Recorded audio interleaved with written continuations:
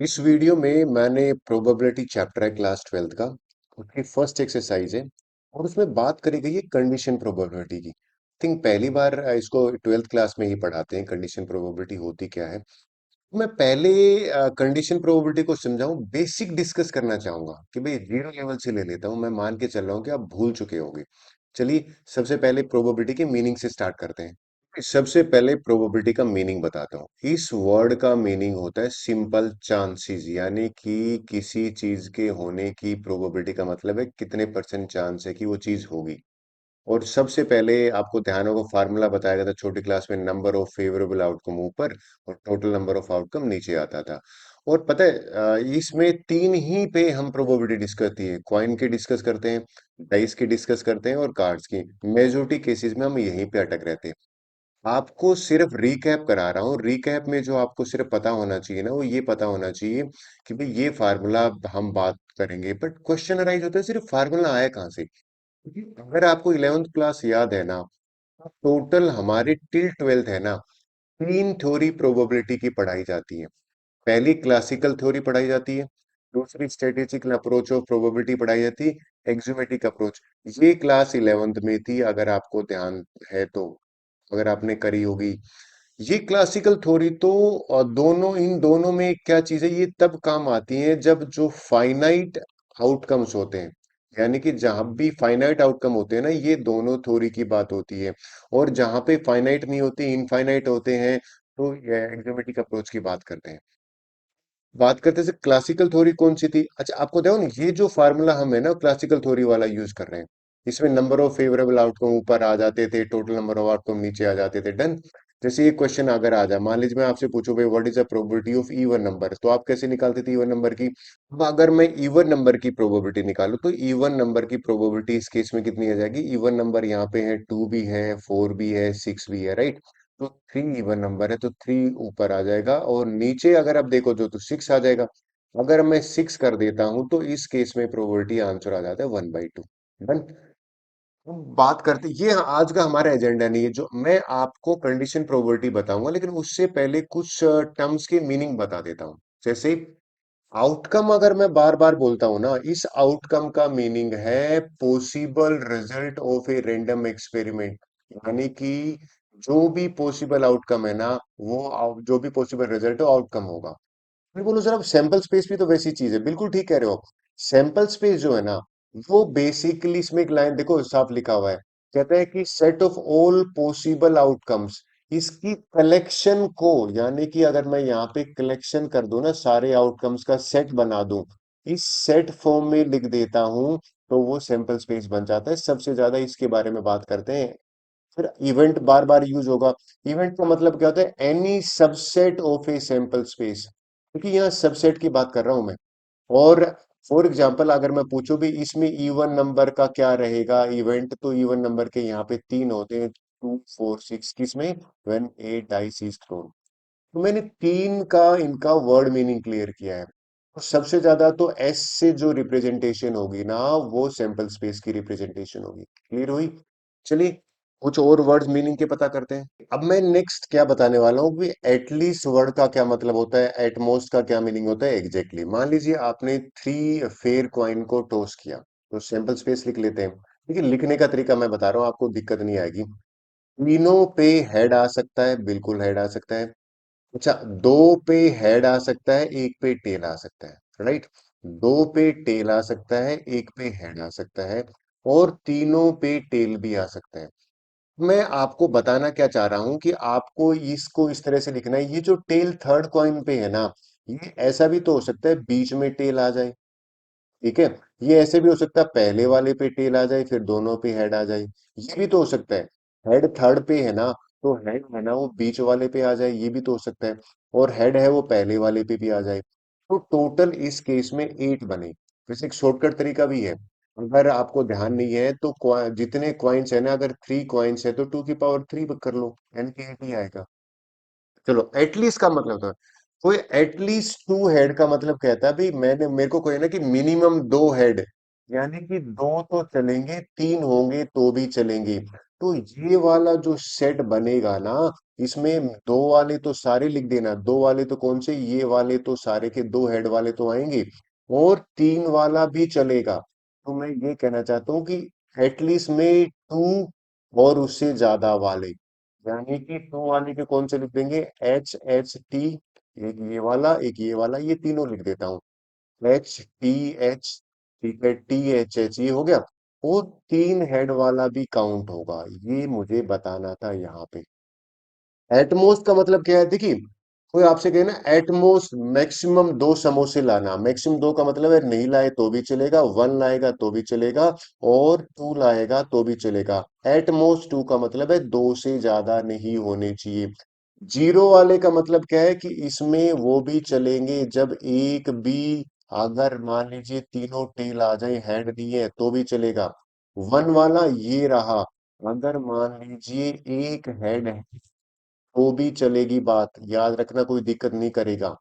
फिर अगर मान लीजिए दो हेड हैं, तो दो हेड वाले ये रहे तो भी बात चलेगी, यानी कि एच टी एच और टी एच एच, टोटल इस केस में आप देखोगे तो सेवन बन गए।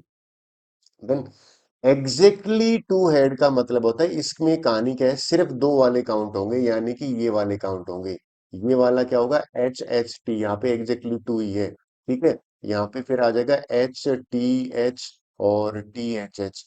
मैंने इस स्लाइड में इन तीनों का मीनिंग क्लियर करा है, लेकिन ये तो रिकैप था।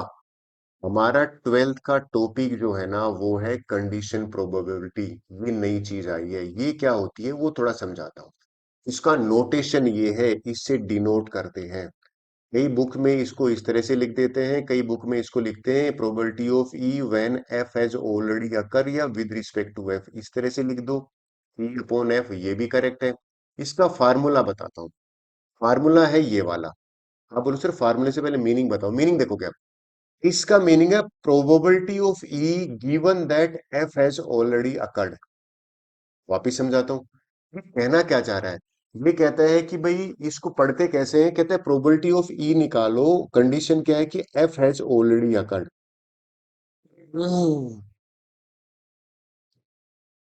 मीनिंग से समझा, एक एग्जांपल से समझाता हूँ, एग्जांपल है ना सबसे बढ़िया। एक क्वेश्चन देख लेते हैं, देखिए ये क्वेश्चन देखिए। इस क्वेश्चन में हमें क्या कह रहा है, a family has two children, ठीक है। What is the probability that both the children, देखो, what is the probability that both the children are boys given that, ये given that at least one of them is a boy. अब इस question को read करना बताता हूं, ध्यान में रखना। ये जो गिवन दैट आ जाता है ना क्वेश्चन में, अंडरलाइन कर रहा हूं, गिवन दैट, ये डिनोमिनेटर वाले एफ को रिप्रेजेंट कर रहा है। यानी कि ये जो लाइन है ना जिसको मैंने इन सर्कल करा, गिवन दैट के बाद क्या है, ये एफ होगा। और ये कहता है find the probability that both children are boys, है ना, ये ई को रिप्रेजेंट करेगा। ये एक इवेंट है। इसी क्वेश्चन को करने का तरीका बताता हूँ। तो सबसे पहला तो क्वेश्चन आता है कि भैया सैंपल स्पेस बना लेता हूँ।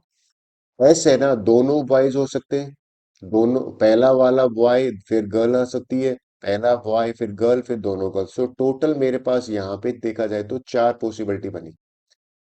फिर मैंने जोर डाला है कि आपको इस फार्मूले में, ये जो फार्मूला है ना, ये फार्मूला है कंडीशन प्रोबेबिलिटी का।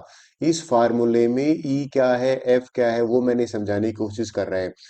ये गिवन दैट के बाद है वो एफ है, तो मैंने यहाँ पे लिया है at least one of the may boy, ये एफ लिया है। और ये कहता है find the probability both children are boys. अच्छा, इसका सैंपल स्पेस लिख लेते हैं, इसका इवेंट का। बोथ चिल्ड्रन आर बॉयज तो एक ही तो है, यानी कि इसमें बी और बी एक ही तो से वो बनेगा इस केस में तो, राइट, एक ही सैंपल पॉइंट बना। फिर at least one of them is, इस केस में देखें कितना बनता है। इस केस में देख एटलीस्ट वन बॉयज, देखिए ये भी काउंट होगा, ठीक है, मैं लिख देता हूं, बी जी भी काउंट होगा, राइट भैया, जी बी भी काउंट होगा। और एटलीस्ट में मतलब मिनिमम है ना, तो दोनों वाला भी तो काउंट होगा, ये लीजिए दोनों वाला भी काउंट हो गया। अब ई और एफ को मैंने ठीक से डिफाइन कर दिया। तो हमारे इस फार्मूले के हिसाब से दोनों का कॉमन निकालना है, तो भैया कॉमन निकालने के लिए देख लेते हैं इन दोनों का इंटरसेक्शन। इन दोनों के इंटरसेक्शन मैंने देखा तो देखिए, इसमें भी बी बी है, इसमें भी बी बी है, तो इनमें एक बी बी वाला कॉमन है, ठीक है। अब फार्मूले में तो प्रोबेबिलिटी चाहिए, तो पहले फार्मूले की इसकी प्रोबेबिलिटी निकालता हूं, यानी कि इन दोनों के इंटरसेक्शन की प्रोबेबिलिटी। इसमें तो एक ही सैंपल पॉइंट है और टोटल 4 है, वो इंटरसेक्शन वाले की प्रोबेबिलिटी 1/4 हो गई। फिर मुझे एफ भी तो चाहिएगा, एफ वाला कौन सा, ये वाला। इसमें 3 सैंपल पॉइंट है, यानी कि यहाँ पे प्रोबेबिलिटी ऑफ एफ कैसे निकालोगे, 3 फेवरेबल है और टोटल 4 है। अगर मेरे पास ये इंफॉर्मेशन आ जाती है तो कंडीशन प्रोबेबिलिटी बड़ी आसानी से निकल आएगी। कैसे निकल आएगी समझाता हूँ आपको। सबसे पहले कॉमन की प्रोबेबिलिटी, कॉमन की तो 1/4 है, ये लीजिए भैया 1/4 डिवाइडेड बाई एफ की प्रोबेबिलिटी, एफ की प्रोबेबिलिटी ये 3/4 है, ये लीजिए 3/4। अगर मैं इस दोनों को सिंप्लीफाई करूं, 4 से 4 कैंसिल हो गया, व्हाट इज द आंसर, 1/3। इस क्वेश्चन में आंसर 1/3 आया है। मुझे ई की प्रोबेबिलिटी निकालने की जरूरत नहीं पड़ती। लेकिन अगर मुझे क्वेश्चन में ये निकालना होता, F divided by E with respect to E, तो ध्यान से रखना इसका फार्मूला क्या बन जाता, दोनों की कॉमन प्रोबेबिलिटी, और डिनोमिनेटर में ई है ना, तो नीचे प्रोबेबिलिटी ई की आती।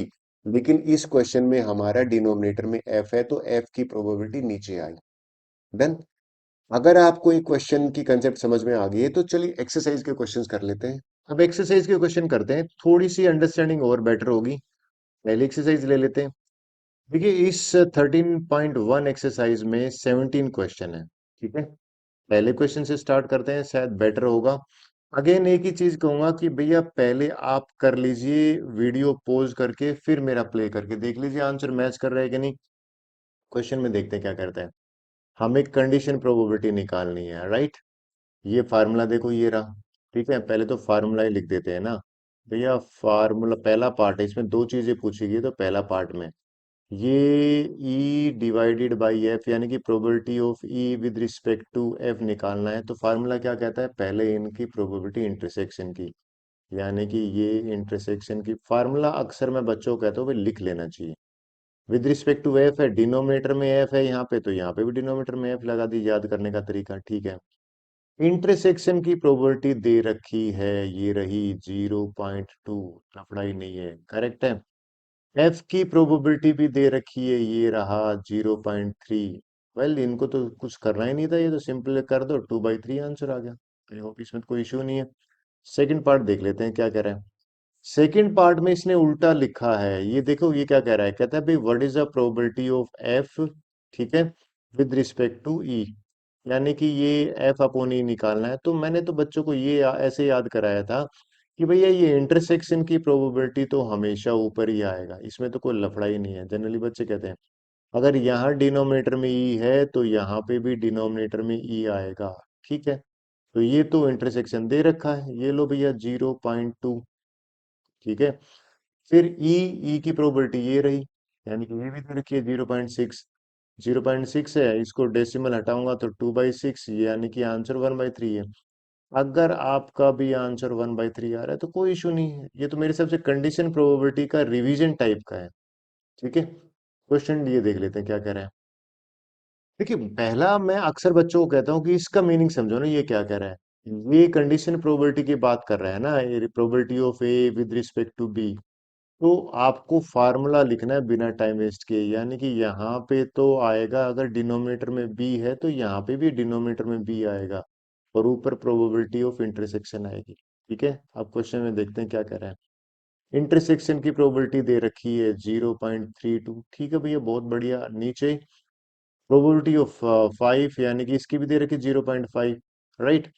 अब देखिए, अगर आप एग्री कर रहे हो तो ये 5 लिखूं या मैं 50 लिखूं, एक ही बात है। दो ऊपर डेसिमल के प्लेस है, दो नीचे हैं, कट जाएंगे, 32/50 आएगा। और इसको कैंसिल ही कर लेते हैं, 2 से कैंसिल हो रहा है ना 16, और 2 से काटा 25। तो अगर आपका आंसर 16/25 आ रहा है, बिल्कुल ठीक है। मेरे को लग रहा है ये क्वेश्चन तो जनरली बेसिक कंसेप्ट बनाने के लिए है। ये क्वेश्चन देखिए क्या कह रहा है। हमसे कह रहा है कि इंटरसेक्शन प्रोबेबिलिटी निकालना है। ठीक है, ए दे रखा, बी दे रखा, अच्छा इसमें कंडीशन प्रोबेबिलिटी दे रखी है। ठीक है, तो लीजिए भैया, ये तो आराम से निकाल लेंगे, कोई दिक्कत नहीं।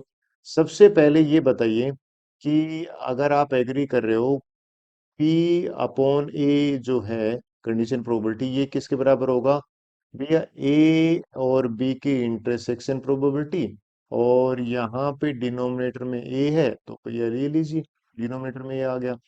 अब मुझे इसकी इसकी जगह पे तो दे रखा है ना 0.4, बिल्कुल ठीक है। अब ये चीज मुझे निकालनी है तो भैया ठीक है, इसको तो एज इट इज रखेंगे, कोई लफड़ा ही नहीं है जो निकालना है।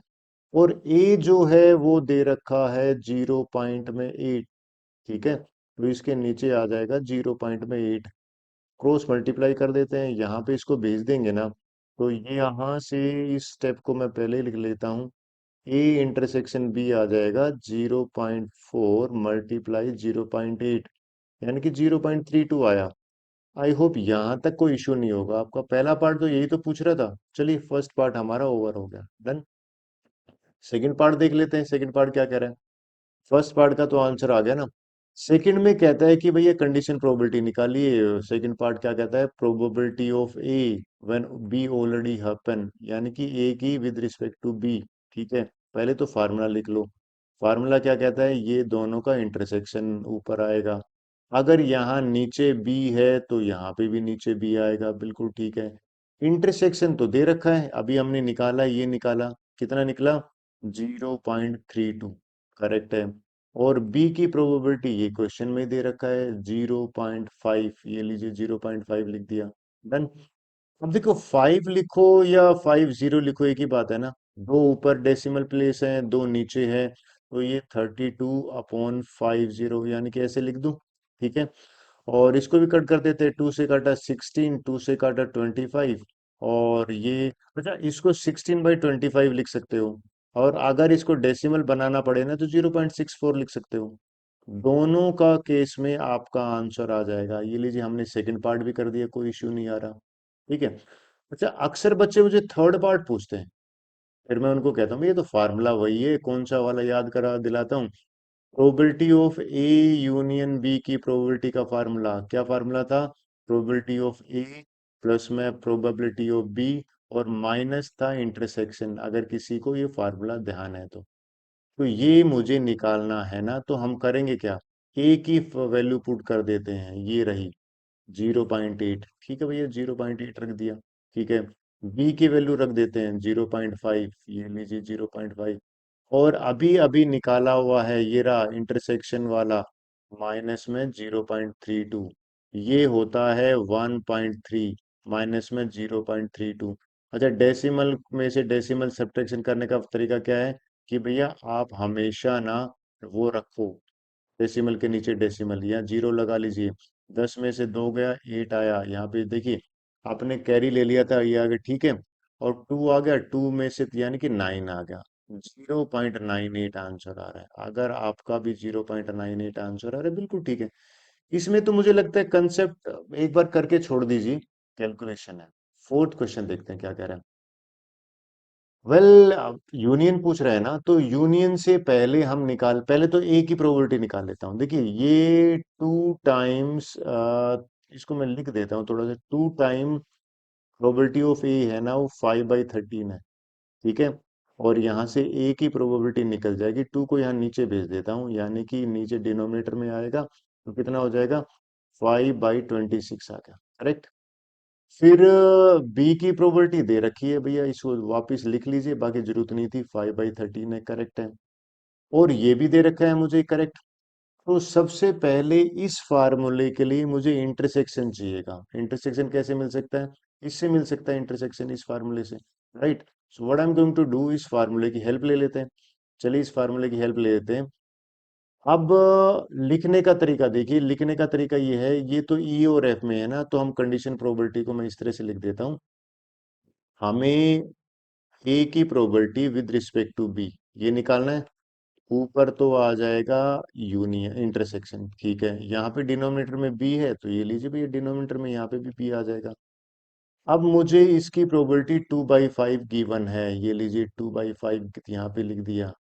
और इसकी प्रोबेबिलिटी मुझे निकालनी है इंटरसेक्शन की, ठीक है, ये इंटरसेक्शन की। और बी की भी प्रोबेबिलिटी दे रखी है, ये रहा 5/13, ये डिवाइड में कर देता हूँ, 5/13। इसको मैं यहाँ ट्रांसपोज करूंगा, तो मेरा जो probability of A intersection B है ना, वो आ जाएगा 2/5 एज इट इज, और 5/13 एज इट इज। आपको नहीं लगता है 5 से 5 कैंसिल हो रहा है, तो 2/13 आ गया, राइट। अब थोड़ा सा जगह बनाने के लिए मैं यहाँ पे लाइन ड्रॉ कर देता हूँ, ठीक है। अब मैं इस क्वेश्चन का आंसर बताता हूँ, देखिए क्या। अगर आपको यूनियन निकालना है तो यूनियन का फार्मूला होता है, probability of A union B का फार्मूला क्या होता है, प्रोबेबिलिटी ऑफ ए, बिल्कुल ठीक है, प्लस में प्रोबेबिलिटी ऑफ बी, बहुत बढ़िया। और ओ सॉरी, ये माइनस होगा, ध्यान में रखना, probability of A intersection B में बी, ठीक है। ए की प्रोबेबिलिटी ये रही, अभी निकाली है, लिख देता हूँ 5/26, करेक्ट है। बी की प्रोबेबिलिटी ये रही 5/13, कोई लफड़ा ही नहीं है। इंटरसेक्शन की प्रोबेबिलिटी ये निकाली 2/13, करेक्ट है। इनको सिंप्लीफाई करते हैं, देखिए 26 इसका क्या आ गया, एलसीएम आ गया, तो ये तो 5 आ जाएगा एज इट इज। ये भी 26 बनाने के लिए 5 को 2 से मल्टीप्लाई करना पड़ेगा। इसको 26 बनाएंगे तो इसको भी 2 को 2 से मल्टीप्लाई करेंगे। तो 10, 15, 15 में से अगर मैं ये 4 माइनस कर देता हूँ, 15 होगा प्लस का, माइनस में 4, नीचे 26, वो 11/26 आया। अगर आपका भी आंसर ये आ रहा है ना, तो बिल्कुल ठीक है। आई होप यहाँ तक कोई इश्यू नहीं होगा। तो ये क्वेश्चन तो एक बार करके छोड़ दिए, रिवीजन में भी जरूरत नहीं पड़ती आपको करने की। नेक्स्ट ले लेते हैं। क्वेश्चन 5 देखिए क्या कह रहा है। हमें यूनियन दे रखा है, इंटरसेक्शन निकालना है, तो भैया अभी पहले एक काम करते हैं, फार्मूला यूज करते हैं ये वाला। ए यूनियन बी जो है ना, वो बराबर होता है P, probability of A, plus में प्रोबेबिलिटी ऑफ बी, माइनस में probability of A intersection B. ये फार्मूला यूज होता है। यूनियन का लिख देते हैं 7/, यहाँ पे लिख दिया मैंने 7/11, बिल्कुल ठीक है।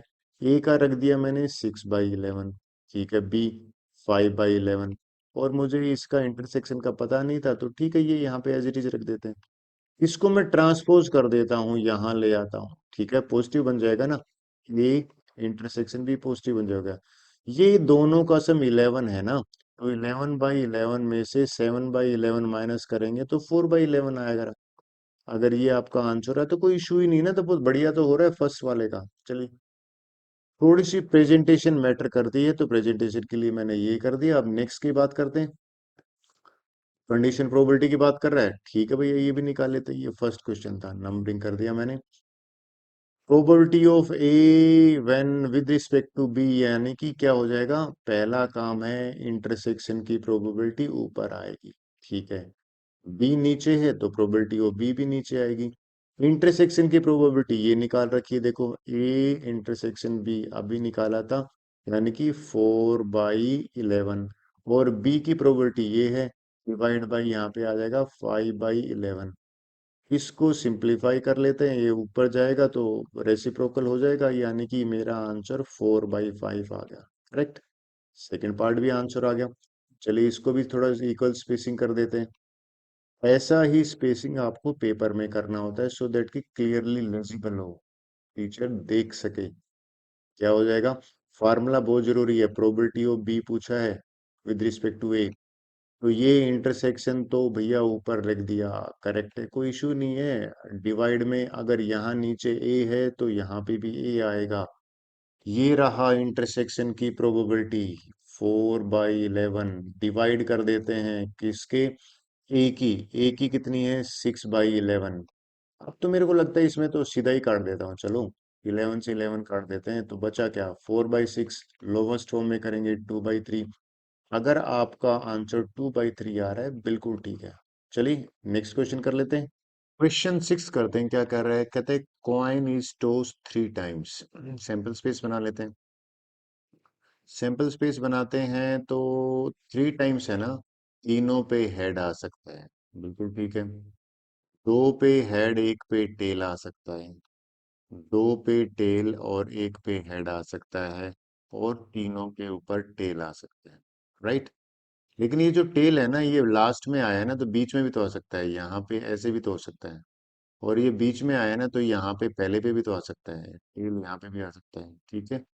सिमिलरली ये जो हेड है ना, लास्ट में आया है तो बीच में भी तो आ सकता है, ये लीजिए, ये आ सकता है भैया।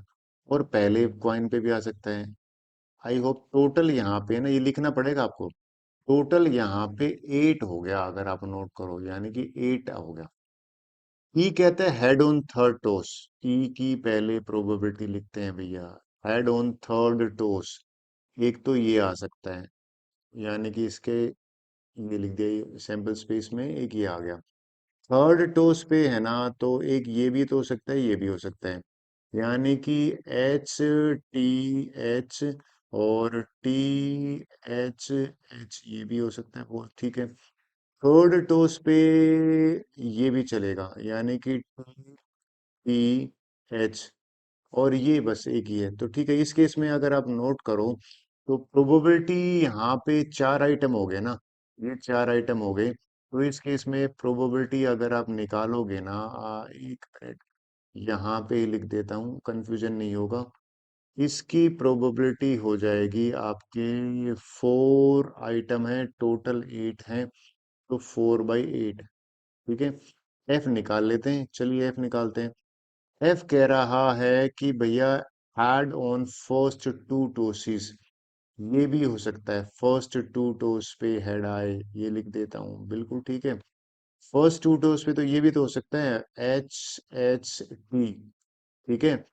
फर्स्ट टू टोस पे आना चाहिए हेड, और अगर यहाँ देखो ये फर्स्ट, ये नहीं हो सकता, फर्स्ट टू, बस ये आई थिंक यहाँ पे भी आप देखो तो यही बना, ये दो ही बने। इस केस में आइटम कितने बने, 2 बने। और यहाँ पे प्रोबेबिलिटी अगर निकालोगे एफ की, तो वो कितनी हो जाएगी, 2/8, यानी कि 1/4 बना। अब कॉमन की भी बात कर लेते हैं। अगर मैं कॉमन ले लेता हूँ, यानी कि पहले तो कॉमन लिख लेता हूँ ना, यानी कि ई और एफ के कॉमन देखते हैं, तो एक ही आइटम है, यानी कि इसमें भी ट्रिपल एच है, इसमें भी ट्रिपल एच है, तो ये लीजिए भी, ये ट्रिपल एच लिख देता हूँ। अगर एक ही आइटम है तो प्रोबेबिलिटी भी निकाल लेते हैं, यानी कि probability of E intersection F कितनी हो जाएगी, 1/8। भाई टोटल तो कितने हैं, 8 है ना।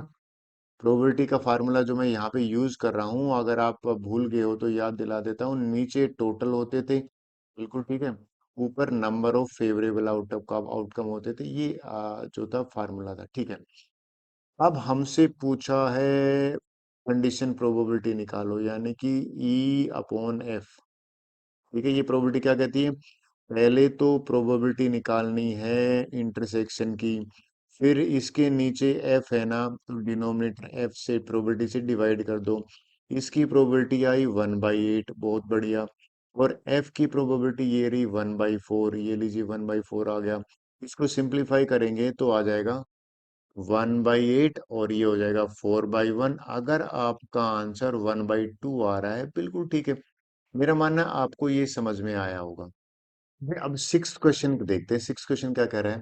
पहले तो कहते हैं एटलीस्ट 2 हेड, क्योंकि एटलीस्ट 2 हेड का मतलब है 2 हेड भी चलेंगे और 3 हेड भी चलेंगे, एग्री।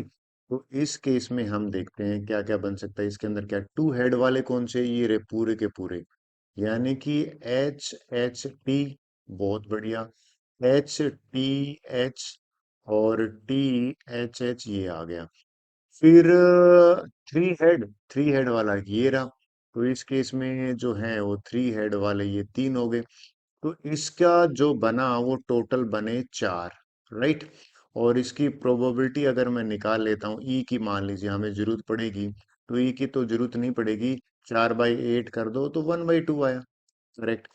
एफ की निकालते हैं, एफ क्या कह रहे हैं, at most 2 head. At most का मीनिंग बता देता हूँ, इसका मतलब है कि मैक्सिमम एट, ज्यादा से ज्यादा 2, तो ज्यादा से ज्यादा टू, एट मोस्ट 2 का मतलब कि 0 है वो भी चलेगा, 1 है वो भी चलेगा, 2 है वो भी चलेगा, यानी कि ये तीनों कंडीशन होगा। तो अगर मैं इसका सैंपल बेस बनाने लग गया ना, तो 0 वाले हेड, यानी कि 3 हेड वाला काटा, इसको मैं हटा देता हूँ, बाकी ये आ जाएंगे एज इट इज। यानी कि पहले तो शुरू करते हैं 0, यानी कि देखो एटमोस्ट 2 हेड का मतलब है कि 0 भी, 1 भी और 2 भी, तो 3 हेड नहीं चलेंगे, तो पहले 2 हेड वाला लिख लिया, ठीक है। 2 हेड वाला ये मैंने लिख दिया, एच एस टी, फिर एच टी एच, फिर टी एच एच, 2 हेड वाला हो गया। फिर 1 हेड वाला, 1 हेड वाला ये रहा, यानी कि TTH, बहुत बढ़िया, THT और HTT, ये भी हो गया वन हेड वाला। जीरो हेड वाला, जीरो हेड वाला ये रहा। तो टोटल देखा जाए तो इसमें कितने हो गए, इसमें आइटम बने आपके 7। और अगर मैं इन दोनों का कॉमन ले लूं, इसकी प्रोबेबिलिटी निकालने पहले, इसकी प्रोबेबिलिटी अगर एफ की निकालेंगे तो 7/8 बनेगा। लेकिन अब मेरा जो नेक्स्ट टारगेट है ना, वो है प्रोबेबिलिटी निकालना कि इन दोनों की कॉमन का। यानी कि प्रोबेबिलिटी से पहले मैं लिख लेता हूँ ना, कॉमन देख लेते हैं ना कितने हैं। चलो कॉमन ले लेते हैं। ये ई और इंटरसेक्शन एफ में कितने एलिमेंट आते हैं? तो यहाँ पे दो हेड वाले ये रहे। मैं ऐसे लिख देता हूँ, हेड हेड टेल, ठीक है, हेड टेल और हेड, और टेल हेड हेड, ये भी दो हेड वाले कॉमन है। ट्रिपल वाला है क्या? ट्रिपल वाला इसमें है नहीं, तो इसके अंदर तो भैया 3 आए। और इसकी प्रोबेबिलिटी अगर आप निकालने बैठोगे तो यहाँ पे हो जाएगा 3/8। करेक्ट। अब हमसे पूछा क्या है, कहता है कि ई अपॉन एफ निकालना है ना। अब कंडीशन प्रोबेबिलिटी निकाल लेते हैं। कंडीशन प्रोबेबिलिटी क्या हो जाएगी, पी डिवाइडेड बाई एफ, ठीक है, E upon F with respect to F. तो यहाँ पे आएगा इंटरसेक्शन, ये रहा इंटरसेक्शन 3/8। और नीचे आएगा एफ का ये रहा 7/8। और इन दोनों को सिंप्लीफाई करूंगा, 8 से 8 कैंसिल हो गया। अगर 3/7 आंसर आ रहा है ना, तो बिल्कुल ठीक है। आई होप आपको क्लियर समझ में आया होगा। एक और देख लेते हैं। देखिए, एट मोस्ट टू, यहाँ पे ई का अगर मैं लिखूं ना, एट मोस्ट टू का मतलब है मैक्सिमम टू टेल ना। तो जीरो भी चलेगा, वन भी चलेगा, टू भी चलेगा। तो यहाँ पे जीरो वाले कौन से हो गए, एट मोस्ट टू टेल वाला जीरो का मतलब है कि भैया ये भी आएगा इसके अंदर, ठीक है। वन टेल वाला, ये रही वन टेल वाला पूरा, यानी कि HHT, HTH और THH, वन टेल वाला भी हो गया। और जीरो वन, टू टेल वाला ये रहा। तो इस केस में भी टेल TTH और THT और यहाँ पे HTT। यहाँ पे अगर आप नोट करो तो ये निकल गया। एफ निकाल लेते हैं, चलो। एफ का है एटलीस्ट वन टेल। एटलीस्ट का मतलब है वन भी चलेगा, ठीक है, और टू भी चलेगा, और थ्री भी चलेगा। एटलीस्ट का मतलब है मिनिमम वन होना चाहिए। मिनिमम वन टेल वाले तीन है, यहाँ पे देखो लिख देता हूँ। एच वन टेल वाला एक ये हो गया, ठीक है, HTH और TH वन टेल वाले ये हो गए। टू टेल वाले क्या होंगे, TTH और THT और HTT। और थ्री टेल वाले क्या हो जाएंगे, ये लीजिए थ्री टेल हो वाले। अब निकाल लेते हैं इन दोनों के बीच में कॉमन इंटरसेक्शन, ये लीजिए इंटरसेक्शन निकालते हैं। इंटरसेक्शन जब मैंने निकाला तो इंक चेंज कर लेता हूँ। तो ये कह रहा है इंटरसेक्शन में दो हेड वाले, ये रे दो हेड वाले करेक्ट है।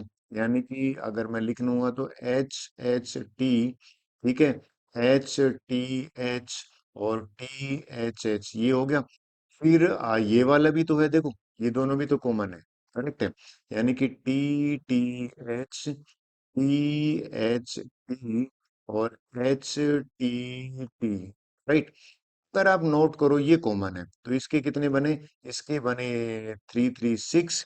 इसका कितना बना था, 3 3 6 और एक 7, इसका भी 7 बना। तो प्रोबेबिलिटी चाहिए हमें। तो प्रोबेबिलिटी चाहिए तो मैं प्रोबेबिलिटी लिख देता हूँ, यानी कि अगर एफ की प्रोबेबिलिटी निकालेंगे तो 7 इसमें आइटम है ना, 7/8 हो गया। अगर मैं इसकी प्रोबेबिलिटी निकालूंगा कॉमन वाले की, तो इसकी कॉमन वाले की हो जाएगी 6/8। और हमसे पूछा था कि ई अप, यानी कि कंडीशन प्रोबेबिलिटी की बात कर रहा है ना, ई अपॉन एफ। तो इसकी प्रोबेबिलिटी क्या कहती है, सबसे पहले इंटरसेक्शन की probability divided by probability of F. Intersection की 6/8 है, और एफ की कितनी है, 7/8 है। अगर आपका भी आंसर इस केस में 6/7 आ रहा है, बिल्कुल ठीक है। मेरा मानना है आपको कोई दिक्कत नहीं आई होगी। चलिए नेक्स्ट क्वेश्चन कर लेते हैं। देखिए ये कह रहे हैं two coins are tossed once, sample space बनाते हैं बिना टाइम वेस्ट के। सैंपल्स, दो कॉइन फेंके ना, दोनों पे हेड आ सकता है, एक पे हेड दूसरे पे टेल। एक पे टेल दूसरे पे हेड, दोनों पे टेल आ सकता है। ठीक है, ये मैंने सैम्पल स्पेस लिख दिया। कहते tail appear on on one coin. तो ई के अंदर क्या आता है, tail appear on one coin. One coin पे टेल आना चाहिए, तो एक ये भी हो सकता है, एक ये भी हो सकता है, वन कॉइन पे आना चाहिए। तो इसके दो बने, एच टी, ठीक है, और T H. One coin shows head, one coin shows head का मतलब है कि भाई इसमें यहाँ पे मैं एफ के अंदर अगर लिखूंगा ना वन कॉइन शोज हेड, तो वन कॉइन शोज हेड का मतलब है एच कोमा टी भी आ सकता है और टी कोमा एच भी आ सकता है। करेक्ट। अब दोनों का इंटरसेक्शन कॉमन ले लेते हैं, यानी कि ई और एफ का अगर आप देखोगे तो ई और एफ का common H T T H, ये तो सेम है, यानी कि एच टी और टी एच दोनों का सेम है। अब बात करते हैं प्रोबेबिलिटी निकालने की, प्रोबेबिलिटी निकाल लेते हैं। देखिए, अगर मैं इसकी प्रोबेबिलिटी निकालूंगा ई इंटरसेक्शन एफ की, तो टोटल यहाँ पे कितने बन रहे हैं, चार बन रहे हैं ना, तो ये 2/4 बना। और इसकी प्रोबेबिलिटी निकालूंगा एफ की, इसकी भी प्रोबेबिलिटी क्या हो गई, 2/4 बना। एग्री। और हमसे पूछा है किसकी, कि भैया ई अपॉन एफ, यानी कि कंडीशन प्रोबेबिलिटी ऑफ ई। ठीक है, और विद रिस्पेक्ट टू एफ निकालनी है। तो पहले तो मैंने कॉमन जो इंटरसेक्शन की प्रोबेबिलिटी ली, और फिर एफ की से डिवाइड करा। कॉमन की प्रोबेबिलिटी तो 2/4 है, बिल्कुल है, और एफ की भी 2/4 है, बिल्कुल है, तो आंसर यहाँ पे 1 आ गया। क्लियर हुई बात। सेकंड पार्ट करते हैं, इसका क्या कह रहा है कहते हैं नो टेल अपीयर। इसमें देखते हैं भैया कौन कौन सा आ सकता है, नो टेल। तो नो टेल का मतलब एच एच तो आ सकता है, ठीक है, एक ही बना भैया इसमें। एफ में देखते हैं क्या क्या बनता है, no head appear. No head appear का मतलब है कि सिर्फ एक ही आ सकता है, कि इसमें टेल टेल आ सकता है, नो हेड अपीयर। एग्री। तो दोनों में कॉमन, भैया यहाँ तो कुछ कॉमन नजर ही नहीं आ रहा, इसमें कॉमन तो जीरो हो गया। राइट। अब हमें तो निकालना क्या है, हमें निकालना है condition probability. What is the probability of E with respect to F निकालना है। ये बराबर किसके होता है, ये बराबर होता है इंटरसेक्शन ऊपर आएगा और डिवाइड करना है नीचे से। अच्छा, पहले इसकी प्रोबेबिलिटी तो लिखते हैं, इसकी प्रोबेबिलिटी कितनी हो जाएगी, 1/4। इसकी प्रोबेबिलिटी कितनी हो जाएगी, अगर इसकी प्रोबेबिलिटी निकालोगे ना कॉमन वाले की, तो जीरो है, तो 0/4। तो यहाँ पे 0/4 और 1/4, 0/4 तो जीरो होता है, और ये भी 1/4 करोगे तो आंसर जीरो आ गया। अगर आपका आंसर ये आ रहा है तो बिल्कुल ठीक है। डन। चलिए नेक्स्ट क्वेश्चन कर लेते हैं। क्वेश्चन 8 करते हैं, देखिए क्या कह रहा है, कहता है डाइस इज थ्रोन 3 टाइम। देखिए, अगर सैंपल स्पेस की बात करें ना, तो 6 की पावर 3, यानी कि टोटल 216 आउटकम्स आएंगे। देखिए ई क्या कह रहा है, ई कह रहा है कि 4 अपीयर ऑन थर्ड टोस, यानी कि ये कुल मिला के ये बात कर रहा है कि भैया फर्स्ट और सेकंड पे तो कुछ भी आ सकता है, यहाँ पे 4 आना चाहिए। राइट। जैसे मान लीजिए यहाँ पे 1 1 आ सकता है। राइट। फिर यहाँ पे 1 2 4 आ सकता है, इस तरह से कहने की बात कर रहे हैं। क्वेश्चन तो राइज होता है कि सर इसमें टोटल कितने बनेंगे। तो देखिए यहाँ पे थोड़ी सी प्रोबेबिलिटी की हेल्प लेते हैं। परमुटेशन कॉम्बिनेशन, प्रोबेबिलिटी नहीं, परमुटेशन कॉम्बिनेशन में, यानी कि आपको याद है फंडामेंटल प्रिंसिपल ऑफ काउंटिंग क्या था, यहाँ पे 3 बॉक्सेस बना लिया। इसमें अगर 4 आता है तो 4 फिक्स हो गया, तो 1 वे होगा। यहाँ पे 6 वे आ सकता है, कोई भी 1 2 3 4 5 6, यानी कि 1 से लेके और 3 4 5 6 कुछ भी आ सकता है। सिमिलरली यहाँ पे भी 6 आ सकता है। तो टोटल इसमें जो बनेंगे ना आउटकम, वो 6 × 6 × 1, यानी कि 36 बनेंगे। ठीक है, मैं शॉर्टकट में बता रहा हूँ इसको, 36 कहाँ से है समझ में, यहाँ से परमुटेशन कॉम्बिनेशन की हेल्प ली मैंने। यहाँ देख लेते हैं एफ क्या कह रहा है, कहते हैं 6 and 5 appear respectively on the first 2 dice. ये लिख सकते हैं इसको तुम, 6 5, और कहता है कि यहाँ पे 1 आ गया। डन होगी बात। यहाँ पे 6 5 तो फिक्स है, यहाँ पे 2 भी आ सकता है। 6 5 तो फिक्स है, यहाँ पे 3 भी आ सकता है। 6 5 यहाँ पे 4 आ सकता है। 6 5 5 आ सकता है। 6 5 यहाँ पे 6 आ सकता है। इसके तो जो बने ना टोटल, वो 6 ही बने। चलो इन दोनों में अब कॉमन निकाल लेते हैं।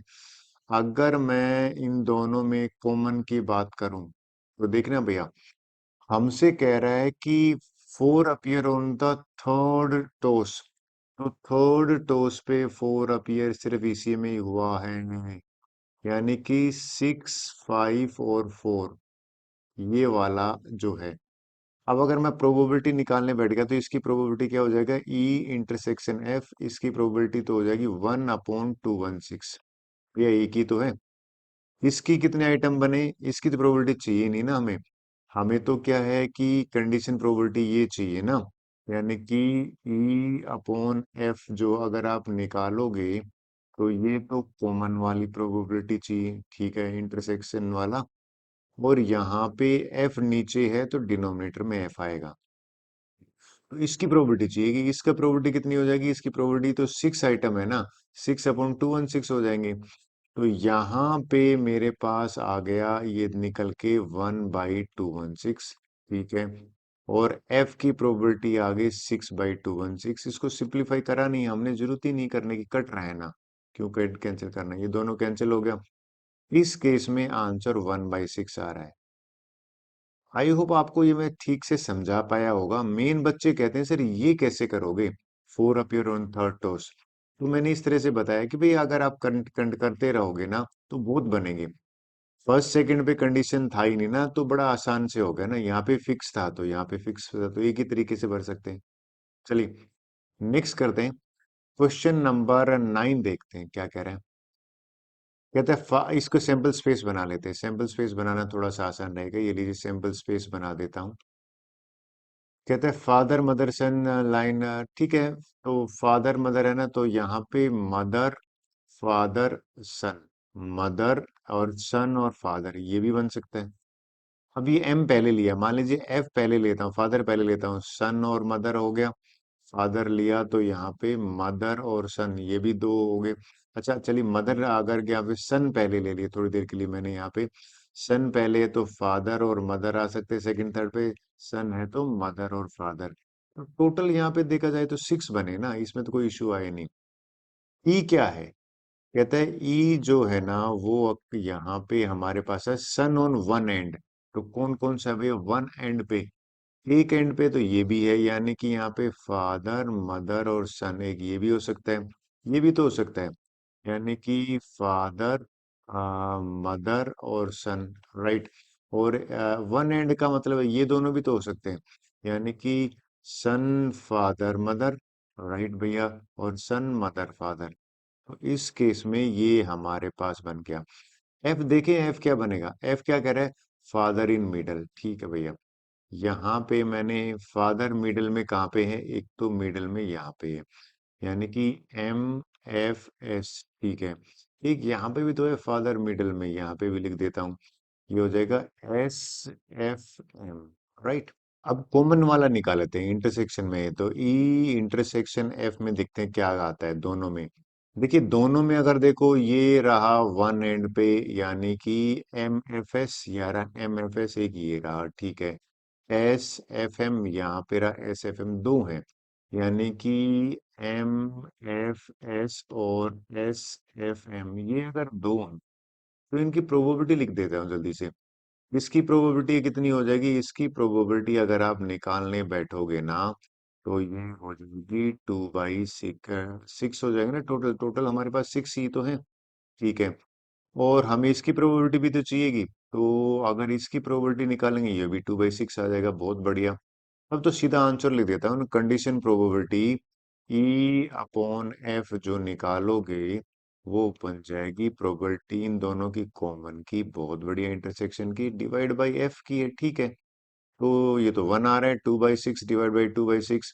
अगर आपका भी आंसर वन आ रहा है ना तो बिल्कुल ठीक है। आई होप कोई क्वेश्चन ज्यादा नहीं टेढ़ा था, ये तो सिंपल ही था। 10th क्वेश्चन देख लेते हैं क्या कह रहे हैं। 10th थोड़ा सा अलग क्वेश्चन आ रहा है भाई। कहते हैं रेड और ब्लैक डाइस आर टोटल, तो अगर आप नोट करोगे ना तो भैया 36 होते हैं, दो है ना। ये पहले वाले देखो, अगर आपने नोट करना, पहले रेड ये ब्लैक लिखा है ना, तो मैं ब्लैक पेन से लिख दूं, पहले आएगा यहाँ पे ब्लैक, ठीक है। फिर भैया रेड लिखा है तो रेड आ सकता है यहाँ पे, ओके।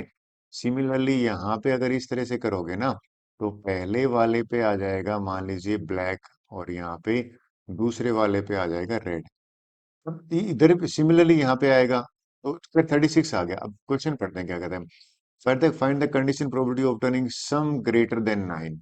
राइट राइट, देखिए भैया, जो ई ले रहा हूं ना मैं, ध्यान से देखना, सम है ना, वो ग्रेटर देन 9 ले रहा हूं, यानी कि सम ग्रेटर देन 9।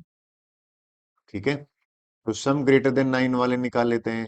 तो भैया वन के साथ तो बनेगा नहीं, तो वन के साथ अपने टू, सम ग्रेटर देन 9, अच्छा 9 से ग्रेटर देन वाला सम जो होगा ना, वो तो यानी कि 10 हो सकता है, 11 हो सकता है, 12 हो सकता है। सम 10 का है, वो पॉसिबल है ही नहीं। तो यहां से शुरू होगा 3 7, ठीक है, और 7 3, ये भी तो हो सकता है। देखो 3773 हो गया। अच्छा, सम 10 की बात कर रहे थे ना, तो 4 6 और 6 4 भी हो सकता है, बिल्कुल ठीक है। 5 5 भी हो सकता है, बिल्कुल ठीक है। आई होप यहाँ पे हो गया। अब 11 की बात करते हैं। 11 में भैया 5 6 हो सकता है, 6 5 हो सकता है, ये भी हो सकता है। दो ही पॉसिबिलिटी है।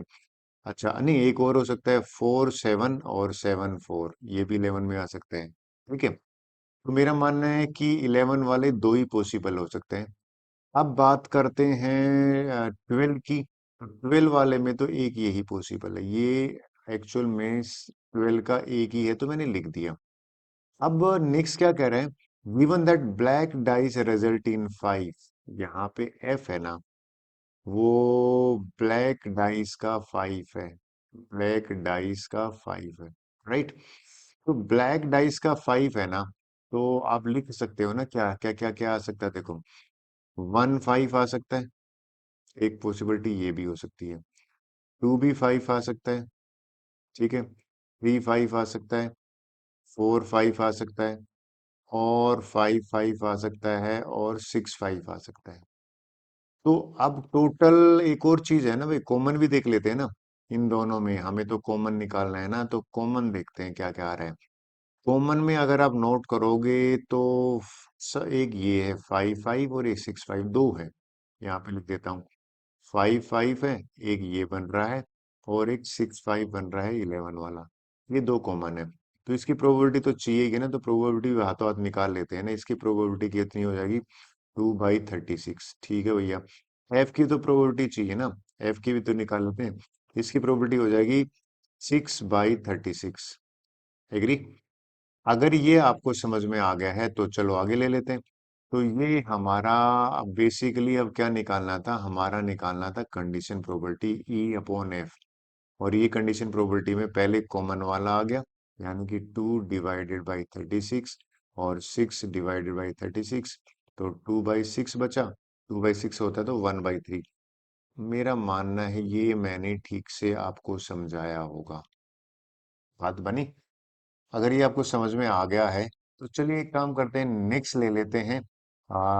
नेक्स्ट वाले में जो बात बन रही है ना, वो बन रही है बी वाले में। कहता है कि सम ऑब्टेनिंग 8 और red dice result in less than 4। तो सम 8 की बात कर रहा है ना, तो सम 8 के तो भैया ये पॉसिबिलिटी बनी। एग्री। सम 8 का जो अगर आप नोट करोगे, मैंने यहाँ पे बनाया है 2 6 6 2 3 5 5, ये बना है, 5 बने। दूसरा कह रहा है कि the red dice result in 4। तो लेस देन 4 है ना, लेस देन 4 का मतलब है कि यहाँ से 3 से नीचे आएगा। जैसे ये 2 3 हो गया, तो एक सीरीज में 3 है।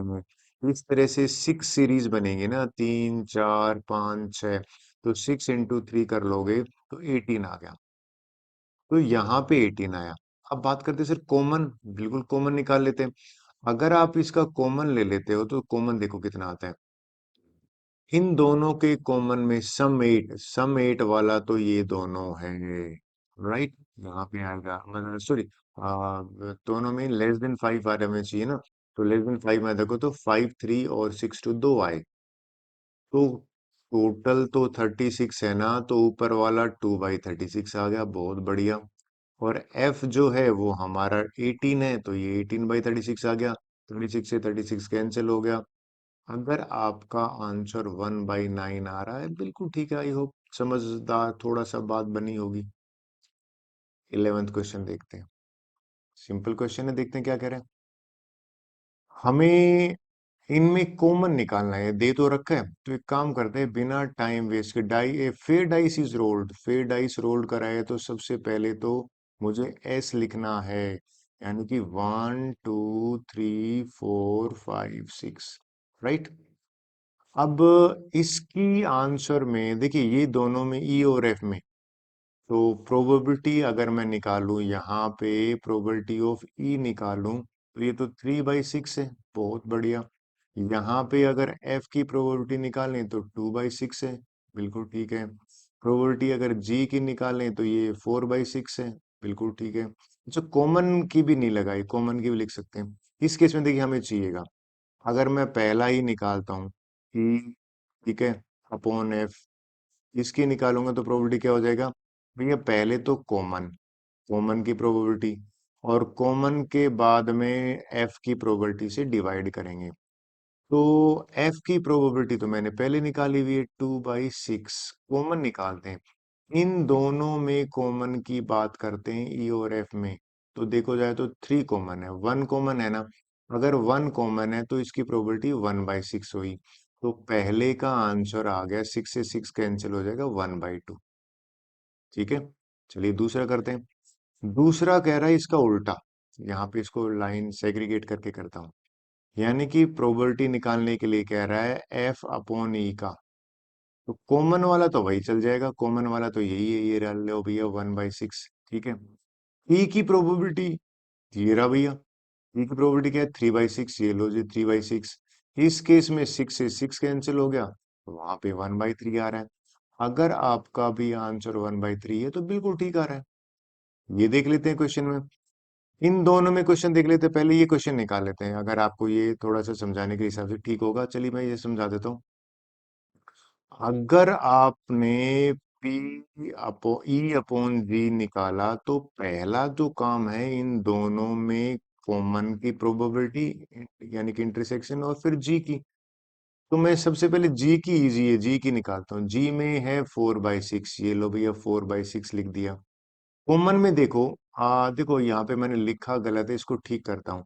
ये ई और जी आएगा, राइट, तो मैं पहले इसको ई और जी बना देता हूँ। तो ई और जी बना रहा, तो चलिए ई और जी में कॉमन ढूंढते हैं। ई ये है मेरा, और जी ये है मेरा, तो इसमें देखिए कॉमन आ रहा है, तो 3 कॉमन आ रहा है, यहाँ पे भी 3 है, यहाँ पे भी 3 है, बाकी एक और है, यहाँ पे भी 5 है, और यहाँ पे भी 5 है, राइट। तो 2 कॉमन है, तो यहाँ पे 2 कॉमन है, तो यहाँ पे 2/6 लिख देते हैं। 2/6 लिख दिया तो 2/4 आया, 2/4 आया तो 1/2 आंसर आ गया इस केस में। एक और इसमें दे रखा है, वो भी निकाल लेते हैं उल्टा। उल्टा जो दे रखा है वो किसका दे रखा है, ये कहता है ये निकालो, प्रोबेबिलिटी, कंडीशन प्रोबेबिलिटी कर रहा है जी अपॉन ई, ठीक है। तो पहले तो इंटरसेक्शन ले लेते हैं, यानी कि जी इंटरसेक्शन ई, और डिवाइड बाय प्रोबेबिलिटी किसकी हो जाएगी, ई की हो जाएगी। जी की तो यहां से ले लेते हैं यार, ये तो सेम प्रोबेबिलिटी है ना, ये लो भैया 2/6, बहुत बढ़िया। ई की देख लेते हैं, ई की प्रोबेबिलिटी ये रही 3/6, तो इस केस में मेरा आंसर आया 2/3। ये लीजिए भैया, सेकंड पार्ट भी खत्म हो गया, डन। आई होप इसमें कोई इश्यू नहीं होगा। ये और देख लेते हैं, अगर थोड़ा सा दिक्कत कर रहा है तो ये भी क्लियर हो जाएगा। इस क्वेश्चन में देखते हैं क्या कह रहे हैं।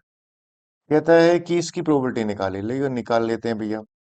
अगर आप इसकी प्रोबेबिलिटी निकालने बैठोगे ना, किसकी प्रोबेबिलिटी, कि यहाँ पे ये यूनियन है, ठीक है, एग्री, और इसके नीचे जी है, तो आपको यहाँ पे इन दोनों के यूनियन में और जी में, पहले तो नीचे तो कोई इशू ही नहीं है ना, ये तो नीचे तो जी आ जाएगा, बट यहाँ पे बेसिकली ये जो ई यूनियन एफ है ना, इसके बीच में और जी के बीच में कॉमन लेना पड़ेगा, यानी कि इन दोनों का कॉमन लेना पड़ेगा, राइट। तो कॉमन ले लेते हैं भैया, ई यूनियन एफ, थोड़ा सा इरेज कर देता हूँ समझाने के हिसाब से। ये यहाँ पे आ जाते हैं ई यूनियन एफ में, यानी कि ये दोनों में 1 2, अगर मैं इन दोनों का यूनियन लिखूंगा तो 1 भी है, 2 भी है, 3 भी है, 5 यूनियन आ गया। अब जी में कॉमन देखो, कॉमन में 2 3 5 तो है, बिल्कुल 2 3 5 तीनों है ना, इसमें अगर ये तीन कॉमन है तो ये हो गया 3/6। ठीक है जी। जी का ऑलरेडी है 4/6, यानी कि आपका आंसर 3/4 आया। अगर ये आपका आंसर आ रहा है तो बिल्कुल ठीक है। आई होप दिक्कत नहीं आएगी। लास्ट देख लेते हैं करते करते। इसका भी अगर हम निकालें, लिख देता हूँ, इंक चेंज करके लिख देता हूँ, ब्लैक इंक ले लेता हूँ, ये लीजिए। मैंने प्रोबेबिलिटी ली। तो ये इंटरसेक्शन एफ है और यहाँ पे है ये जी है। तो पहला काम तो नीचे तो जी आएगी प्रोबेबिलिटी की, और यहाँ पे आ जाएगा ई इंटरसेक्शन एफ इंटरसेक्शन जी। ठीक है, चल चेक करते हैं तीनों में क्या कॉमन है वो देखते हैं। तीनों में कॉमन का देख लेते हैं। ई एफ जी में, ई एफ जी में अगर देखा जाए तो ये 3 यहाँ पे भी है, 3 यहाँ पे भी है, 3 यहाँ पे भी है। ठीक है। और ए की है तो 1/6, और जी की कितनी है, ये रही भी है जी की 4/6। अगर आपका आंसर 1/4 आ रहा है तो बिल्कुल ठीक है। आई होप आपको समझ में आया होगा। नेक्स्ट क्वेश्चन करते हैं। 1 2 3 स्टार्ट। क्वेश्चन 12 करते थे कि क्या कर रहे हैं। कहता है अभी कि assume that each born child is like equally likely boy और गर्ल। ठीक है। ये फैमिली हैज 2 चिल्ड्रन। देखिए, सबसे पहले तो सैंपल स्पेस की मैं अगर बात करूँ ना, तो सैंपल स्पेस में यानी कि दो बच्चों में से दो बॉयज भी हो सकते हैं।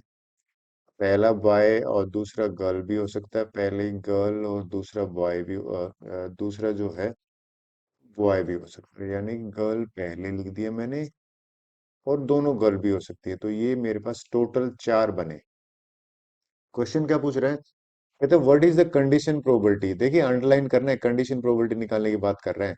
That both are girls. ठीक है, गिवन दैट कि कंडीशन प्रोबेबिलिटी निकाले बोथ आर गर्ल्स, तो मैं यहाँ पे जो ई को डिफाइन कर रहा हूँ ना, वो बोथ गर्ल्स के लिए डिफाइन कर रहा हूँ। ये बच्चे इसमें अटक जाते हैं कि सर हमें लेना क्या है। अब पहली कंडीशन जो पूछा है ना, उसको ई ले लिया। बोथ गर्ल्स है तो बोथ गर्ल्स में देखा जाए तो भैया एक ही है सैंपल पॉइंट, ये रहा। ठीक है। Given that youngest is a girl. अच्छा, एफ पहले वाले पार्ट में ना, एफ में क्या कह रहा है कि यंगेस्ट जो है ना वो, यानी कि यहाँ पे लिख देता हूँ, यंगेस्ट गर्ल का मतलब है कि इसमें कितने सैंपल पॉइंट होंगे वो मैं आपको बता देता हूँ। देखिए, ये बाद में आई है, यानी कि बी और जी वाला ये भी काउंट हो जाएगा यंगेस्ट गर्ल में। जी और जी है, ये भी दोनों गर्ल्स है, तो यंगेस्ट गर्ल्स में ये भी काउंट हो जाएगा। तो इसमें दो सैंपल पॉइंट हो गए। अच्छा, अगर फिर मैं आपसे पूछूं कि भाई इन दोनों में कॉमन क्या हो जाएगा, तो कॉमन आप एग्री करोगे, यहाँ पे ये देखिए दोनों में जी जी कॉमन है, दोनों गर्ल्स, तो ये लीजिए एक सैंपल पॉइंट कॉमन है इसमें, राइट। अब यहाँ पे प्रोबेबिलिटी की बात हो रही है ना, तो प्रोबेबिलिटी भी निकाल लेते हैं साथ में। इस केस में मुझसे पूछा गया है condition probability that both are girls. ये कंडीशन इस प्रोबेबिलिटी नहीं, यानी कि मुझसे कहा है कि भाई ये निकालिए कंडीशन प्रोबेबिलिटी ऑफ ई, और ई अपॉन है विद रिस्पेक्ट टू एफ ना। तो फार्मूले में मुझे क्या चाहिए? पहले तो इसका इंटरसेक्शन की प्रोबेबिलिटी चाहिए, फिर डिवाइड में किसकी चाहिए, यानी कि एफ की। निकाल लेते हैं, इंटरसेक्शन की प्रोबेबिलिटी निकालते हैं, यानी कि इसकी इंटरसेक्शन की प्रोबेबिलिटी कैसे निकलेगी? टोटल हमारे पास 4 है ना, और यहाँ पे 1 है, 1/4 हो गया। ठीक है। फिर मुझे एफ की भी चाहिए प्रोबेबिलिटी, यहाँ पे ये रहा एफ। तो अगर मैं एफ की प्रोबेबिलिटी निकालूंगा तो ऑब्वियसली ये तो 2 है सैंपल पॉइंट, तो टोटल 4 है, तो 2/4 वैल्यू पुट कर देते हैं। पहले कॉमन का रखा 1/4, फिर रखा 2/4, 4 से 4 कैंसिल हो जाएगा, 1/2 आंसर आ गया। मेरा मानना है यहाँ तक तो कोई इश्यू होगा ही नहीं। नेक्स्ट वो एक और दे रखा है इसने, चलो पहले मैं आपको क्या करता हूँ, इसको हाफ क्वेश्चन में मैंने यहाँ समझा दिया ना। इसी का सेकंड पार्ट में देखिए, ये सेकंड पार्ट में क्या कह रहा है, कह रहा है कि at least one is a girl. तो ई तो सेम ही रहेगा, यानी कि ये वाली चीज में तो कोई इश्यू नहीं है। एफ यहाँ पे हमसे कह रहा है एटलीस्ट जो है ना, at least one is girl, at least one girl का कह रहा है। ठीक है। तो इसका मीनिंग जो होता है ना कि एटलीस्ट वन गर्ल का मतलब है कि एक भी गर्ल होगी तो भी चलेगा, दो होगी तो भी चलेगा। ठीक है। तो एक गर्ल के लिए मेरे पास ये दो हो गए सैंपल पॉइंट, यानी कि बॉय गर्ल वाला भी होगा, गर्ल बॉय वाला भी होगा, और दोनों गर्ल्स का भी होगा, करेक्ट है। कॉमन तो अगर आप नोट करो यहाँ पे, अच्छा ई सेम रहेगा दोनों में, यहाँ पे मैं लिख देता हूँ। ई वाले में कोई इशू नहीं है, यानी कि बोथ आर गर्ल्स, यानी कि ये लीजिए ई सेम है। अब नेक्स्ट बात आ जाती है, इन दोनों में कॉमन ढूंढते हैं, तो कॉमन देखोगे तो अगेन इसमें जो कॉमन आया है वो आया है ओबियसली एक ही आया है, गर्ल और गर्ल, बिल्कुल करेक्ट है। अब बात प्रोबेबिलिटी की बची है, क्योंकि मुझे जो निकालना है ना वो निकालनी है probability of E with respect to F. ठीक है, तो ई पहले तो प्रोबेबिलिटी जो आई कंडीशन प्रोबेबिलिटी ये कॉमन की आएगी, करेक्ट है। और डिवाइड बाय यहाँ पे आ जाएगी इसकी, करेक्ट। तो कॉमन तो हमारा देखिए, इसकी प्रोबेबिलिटी अगर मैं लिखूं यहाँ पे, यहाँ से निकालूं थोड़ी देर के लिए, तो एक ही सैंपल पॉइंट है, तो ये तो 1/4 हो जाएगा। और यहाँ पे अगर मैं आ जाता हूँ, यानी कि ई का किसका, एफ का, एफ में तो 3 सैंपल पॉइंट है, तो इस प्रोबेबिलिटी जो एफ की निकलेगी वो 3/4 आएगा। तो ऊपर तो आ जाएगा कॉमन 1/4, नीचे 3/4 आ जाएगा। अगर आपका आंसर इस केस में 1/3 आ रहा है ना, तो बिल्कुल ठीक है। आप बोलो सर कैसे, ये 4 से तो 4 कैंसिल हो रहा है ना, सिमिलरली यहाँ पे भी तो कैंसिल हुआ था, 1/2 बचा था। पहले पार्ट में 1/2 आंसर आया, दूसरे पार्ट में जो यहाँ पे आंसर आया 1/3। अगर ये आपका आंसर है तो करेक्ट है। रेडी, क्वेश्चन देख लें। ये क्वेश्चन तो आया हुआ है भाई, ये 3 बार तो मैंने ही देख लिया इसको, बोर्ड के में के इम्पोर्टेंट है, प्री बोर्ड में तो अक्सर देते हैं हम। क्वेश्चन क्या कह रहा है, चलिए मैं समझाता हूँ। कहते हैं instructor has a question bank, हमें कह रहा है कि भैया कोई इंस्ट्रक्टर है, उसमें यहाँ पे लिखा हुआ है true and false. True and false में 300 है, वो इजी क्वेश्चन है, ये मैंने इजी लिख दिया, ठीक है। और प्लस में अगर आप देखो 200 है ना इसके, ट्रू एंड फॉल्स में वो डिफिकल्ट है, यानी कि ये डिफिकल्ट वाला है, करेक्ट है। फिर आगे अगर हम देखें, एमसीक्यू क्वेश्चन है। एमसीक्यू क्वेश्चन में अगर आप नोट करें तो 400 डिफिकल्ट है और 500 इजी है, यानी कि यहाँ पे 500 तो इजी है और यहाँ पे 400 जो है ना वो डिफिकल्ट है। तो ये मुझे इंफॉर्मेशन दे रखी है, करेक्ट। क्वेश्चन क्या करें, कहते हैं question is selected at random, ठीक है, from the question bank, what is the probability that it will be easy question.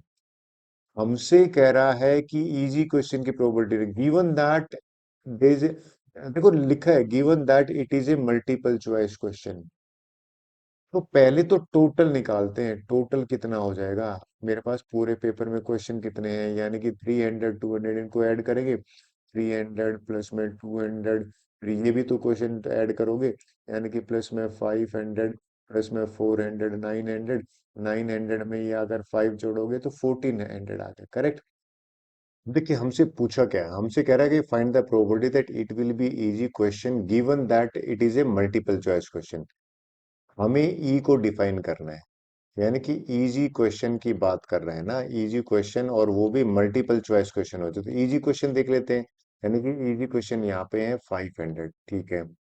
और एफ जो है ना वो है मल्टीपल चॉइस क्वेश्चन, ठीक है, यानी कि एमसीक्यू।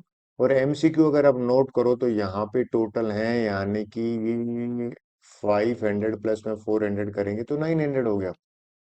अब क्वेश्चन आ जाता है कि सर इन दोनों में कॉमन कैसे निकालोगे आप, यानी कि प्रोबेबिलिटी ऑफ बोथ ना, तो निकाल लेते हैं दोनों में कॉमन। अगर कॉमन देखिए, इजी भी होना चाहिए और एमसीक्यू भी होना चाहिए, तो इजी और एमसीक्यू में यानी कि 500 हो गया, डन, इनमें से 500 हो गया। अब प्रोबेबिलिटी निकाल लेते हैं, देखिए इसकी प्रोबेबिलिटी क्या हो जाएगी, प्रोबेबिलिटी ऑफ ई हो जाएगा 500 और टोटल हमारे पास 1400 है, ये लीजिए भैया 1400 लिख दिया। अच्छा एफ की भी प्रोबेबिलिटी निकालेंगे, एफ की प्रोबेबिलिटी यहाँ पे कितनी हो जाएगी, 900 डिवाइड बाई 1400, ठीक है। और अगर मैं कॉमन की प्रोबेबिलिटी निकालूं तो यहाँ पे कॉमन की प्रोबेबिलिटी हो जाएगी 500 डिवाइड बाई 1400। क्वेश्चन में हमसे पूछा क्या था, क्वेश्चन में पूछा गया है find the condition probability of E with respect to F. ऊपर तो हमारा जो प्रोबेबिलिटी बनेगी वो कॉमन की बनेगी, और नीचे आ जाएगा प्रोबेबिलिटी ऑफ एफ। कॉमन की कितनी है, ये है 500 डिवाइडेड बाई 1400, ठीक है, करेक्ट, कोई इशू नहीं है। और नीचे एफ कितना है, अगर एफ देखेंगे तो यहाँ पे है ये वाला, यानी कि 900 डिवाइड बाई 1400। तो ये मैं कैंसिल कर देता हूँ, कैंसिल करेंगे तो ये तो कैंसिल हो गया। और 500/900 का मतलब क्या होगा, 5/9। अगर आपका भी आंसर 5/9 आ रहा है तो बिल्कुल ठीक है, मेरा मानना है कोई इशू आना नहीं चाहिए इसमें। चलिए नेक्स्ट क्वेश्चन देख लेते हैं। क्वेश्चन 14 देखते हैं क्या कह रहा है। कहता है given that two number appear on the two dice को थ्रो किया गया है, राइट। टू डाइस को थ्रो किया तो बिना टाइम वेस्ट किए आप ये बना लीजिए।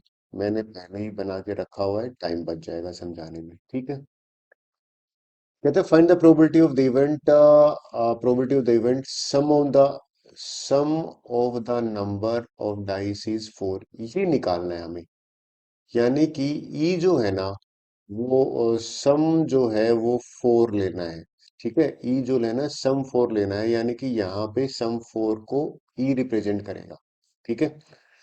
और गिवन दैट को अंडरलाइन कर रहा हूं, देखिए आपको समझाने, कई बच्चे यही फंसते हैं। गिवन दैट का मतलब है ये एफ होगा, two number appearing on the throw of dice are different. यहाँ पे ये जो है ना एफ, ये टू नंबर्स डिफरेंट है।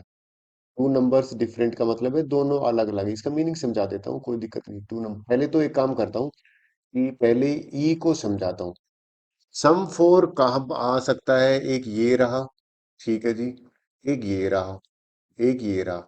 यानी कि यहाँ पे बन सकता है 1 3 दोनों का, ठीक है। और 3 1 बन सकता है, और 2 2। यहाँ पे भैया तीन आउटकम हो सकते हैं। एग्री। अच्छा, अगर इसकी प्रोबेबिलिटी में निकालने बैठ जाऊंगा, चलो पहले तो एफ का निकालते हैं। एफ क्या होता है, टू नंबर डिफरेंट है। देखिए, अगर मैं ये डबलेट वाला हटा दूं, डबलेट वाला हटा देते हैं। डबलेट वाले कितने हैं, डबलेट वाले यहाँ पे 6 है। अगर मैं ये 6 हटा देता हूँ थोड़ी देर के लिए, तो हर एक किसी पे जो नंबर है ना वो डिफरेंट है। हट गया, तो टोटल यहाँ पे 30s हो जाएंगे, करेक्ट। यानी कि यहाँ से शुरू करोगे ना तो 30 आइटम्स हो जाएंगे। और 30 आइटम्स हो जाएंगे, तो अगर हमसे पूछेगा कि भैया ठीक है यार 30 आइटम तो होता है, इन दोनों का अगर कॉमन निकाले तो कॉमन तो देखिए ये वाला 1 3 और 3 1, ये दोनों कॉमन है। कॉमन में लिख देता हूँ 1 3, यहाँ पे 1 3 और 3 1, ये दो बन गए। एग्री। अब कॉमन वाला मिल गया तो वाह बिल्कुल सही है, फिर तो ये प्रोबेबिलिटी तो निकालनी है, बिल्कुल निकाल देते हैं। तो हमें प्रोबेबिलिटी चाहिए ना, तो प्रोबेबिलिटी निकालते हैं। इस केस में मुझे प्रोबेबिलिटी चाहिए इसका, यानी कि यहाँ पे ये जो कॉमन वाली प्रोबेबिलिटी है ना वो कितनी है, ये तो टू ही आइटम है ना। तो टू आउटकम डिवाइडेड बाई 36, तो टोटल तो 36 को होते हैं। फिर मुझे एफ वाला भी चाहिए, एफ वाला तो 30 आइटम है। तो इस केस में अगर एफ लूंगा तो ये हो जाएगा 30 डिवाइड बाई 36। ठीक है, वैल्यू सब्स्टिट्यूट कर देते हैं। कॉमन वाला ऊपर आएगा, यानी कि 2 डिवाइड बाई 36, और 30 डिवाइड बाई 36 नीचे आ जाएगा। आपको कैंसिल करने की जरूरत नहीं है, कट रहे हैं ना, ये दोनों को कैंसिल कर दीजिए। 2/30 आया, तो ऑब्वियसली अगर आपका आंसर 1/15 आ रहा है, बिल्कुल ठीक है। आपको बार बार मैं गिवन दैट का कर रहा हूँ, गिवन दैट में मतलब एफ लेना है, आपको ये ध्यान में रखना है, बाद वाला लेना है। नेक्स्ट क्वेश्चन ले लेते हैं, आई होप क्लियर हुआ होगा। इस क्वेश्चन में देखते हैं क्या कह रहा है। कहता है एक्सपेरिमेंट में एक डाइस को थ्रो किया गया। ठीक है, सैंपल स्पेस ले लेता हूं मैं। डाइस थ्रो किया गया था, बिल्कुल करेक्ट है। कहता है कि इफ डाइस थ्रो किया तो या तो 1 आएगा, या 2 आएगा, या 3 आएगा, या 4 आएगा, या 5 आएगा, या 6 आएगा, ये आ सकते हैं, करेक्ट। फिर क्या कह रहा है, if 3 comes up, multiple of 3, sorry, multiple of 3 comes है, तो उस केस में डाइस को दोबारा फेंका गया। 3 का मल्टीपल तो ये है, यानी कि ये 3 आ गया तो डाइस वापस फेंका गया। 3 1 भी हो सकता है, 3 2 भी हो सकता है। डाइस दोबारा फेंकी, 3 3 भी आ सकता है, 3 4 भी आ सकता है, 3 5 भी आ सकता है, 3 6, बिल्कुल ठीक है। सी भी तो मल्टीपल है, 6 1 भी हो सकता है, 6 2 भी हो सकता है, 6 3 भी हो सकता है, 6 4 भी हो सकता है, 6 5। तो ये हो सकता है कब, जब ये 3 का मल्टीपल हो। लेकिन कहते हैं if any other number comes, उस केस में टॉस ए क्वाइन, तो क्वाइन फेंकेंगे तो 1 आ गया तो क्या करेंगे, 1 आएगा तो कहते हैं क्वाइन को टॉस करना है, तो 1 के साथ एच भी आ सकता है, 1 के साथ टी भी आ सकता है। फिर 2 है, 2 के साथ भी एच आ सकता है, 2 के साथ भी टी आ सकता है, 3 के साथ भी एच आ सकता है, 4 के साथ टी भी आ सकता है। ये इस तरह से मैंने इसके आउटकम लिख लिए, डन। ये इसको मैं क्लोज कर देता हूँ, थोड़ा वर्टिकल समझाने के हिसाब से लिखा था मैंने। कहते find the condition probability of the event coin shows tail given that. देखिए मैं वापस, गिवन दैट का मतलब है ये एफ है, और कंडीशन प्रोबेबिलिटी जो निकालनी है ना ई, वो कहता है find the probability of the event the coin shows tail. यहाँ पे कह रहा है क्वाइन शोज टेल, तो क्वाइन शोज जो टेल है ना, उसमें देखते हैं।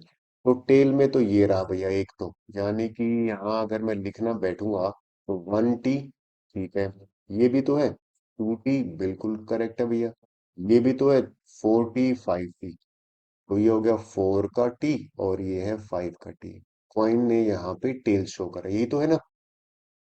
आगे क्या कह रहा है, given that at least one die shows three.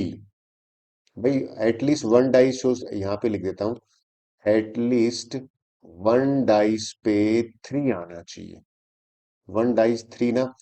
तो ये 6 और ये वाले 6 12 बनेंगे, यानी कि 3 1 3 2, ये वाला 3 3 3 4 3 5 3 6, ये भी इनमें आ रहा है। फिर यहाँ पे अगर आप देखो तो at least one dice shows tail में ये भी तो हो सकता है, ठीक है, तो एक ये भी ले लेता हूँ, यानी कि यहाँ पे 6 3 भी आ सकता है, एक डाइस पे 3 आना चाहिए। अब लफड़ा ये हो गया है कि इनमें कॉमन तो कुछ है ही नहीं ना, कॉमन तो यहाँ पे 0 है, और हमारी कंडीशन प्रोबेबिलिटी तो यही है, और कंडीशन प्रोबेबिलिटी के हिसाब से जो प्रोबेबिलिटी आएगी ना, यानी कि probability of E intersection F, वो तो 0 आ रही है, और एफ की भी प्रोबेबिलिटी आएगी। चलो एफ की प्रोबेबिलिटी लिख लेता हूँ यहाँ पे, इसके नीचे लिख देता हूँ, प्रोबेबिलिटी ऑफ एफ कितनी हो जाएगी, 1 2 3 4 5 6 7, ये 7, और टोटल कितने हैं, 6 6 12, 12 में मैंने ये 4 16 20 है, यानी कि 7/20। तो ऊपर 0 आया, नीचे 7/20 आया, तो कुल मिला के 0 ही बना। अगर आपका भी ये आंसर हो तो बिल्कुल ठीक है। 16th क्वेश्चन देखिए भैया। अरे पहले इसका फार्मूला लिख लेते हैं ना। भाई condition probability A upon B किसके बराबर होता है, ये बराबर होता है कि भैया ए इन दोनों का इंटरसेक्शन, ठीक है, और नीचे आ जाता है प्रोबेबिलिटी ऑफ बी, करेक्ट है। अगर ये प्रोबेबिलिटी ऑफ बी, ये वाला डिनोमिनेटर ही 0 हो गया भैया, देखो हिसाब दे रखा है ये 0 है, और ऊपर तो कुछ हो लेना हो बात की बात है, अगर ये 0 है तो साफ बात है कि नोट डिफाइन होगा। अगर आपका भी आंसर सी है ना, नोट डिफाइन, बिल्कुल ठीक है। नेक्स्ट ले लेते हैं। ये भैया वीडियो का लास्ट क्वेश्चन है।